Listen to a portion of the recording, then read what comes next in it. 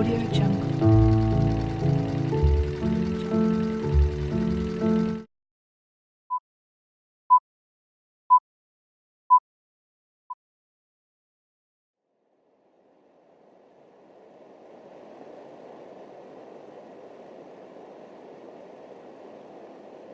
What's going on, guys? My name is Irvin, and today I will be talking about what really went down on March 1st, 2018. On March 1st, our teacher, Stacy Russell, gave a lecture on the Romantic period, which took place in the 19th century. Ironically, the Romantic period wasn't even about love.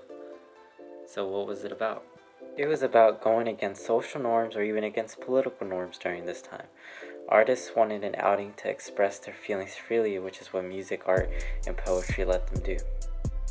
The three most important things to note about the Romantic period were, first of all, the artist struggling against rather than working within society and convention.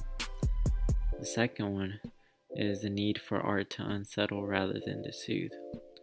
And the third one is the belief that work displays their creator's distinctive originality and self-expression. All three of these were struggles that the artists faced during this time. Artists wanted their work to make people uncomfortable, getting them out of their comfort zone. Many pieces during this time were quite dark, frankly. Artists wanted to show their originality and self-expression.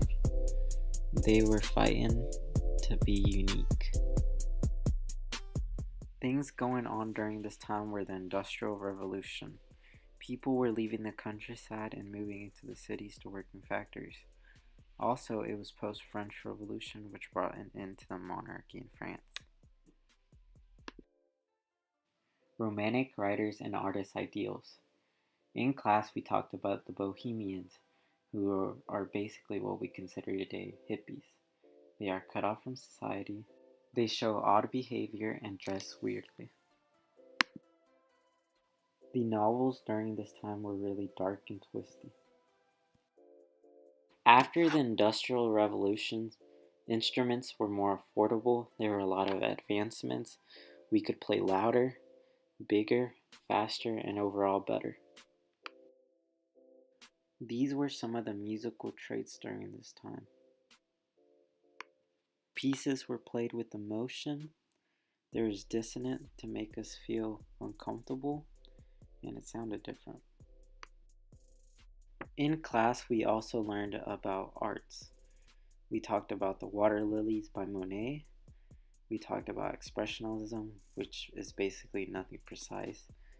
And we also talked about pointillism, and everything is still pretty dark and creepy. Songs in the 19th century. We learned that Lied meant song in German. In class, we learned about Franz Schubert. He was one of the most influential artists during this time.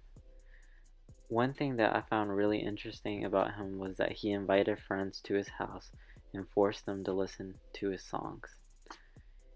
He was also afflicted with syphilis like many others during this time period.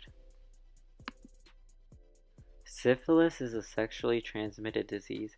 It was very common back in the day, and it was no joke.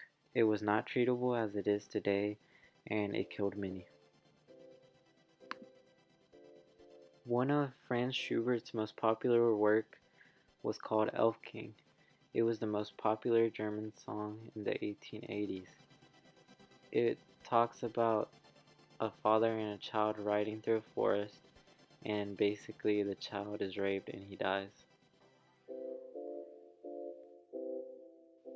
Something else to note during this time period was that there was no recorded sound.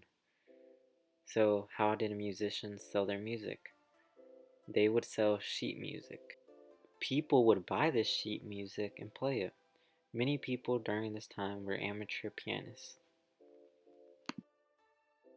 I pretty much covered everything in this video, but for more, look on pages 195 through 205 in your music appreciation textbook.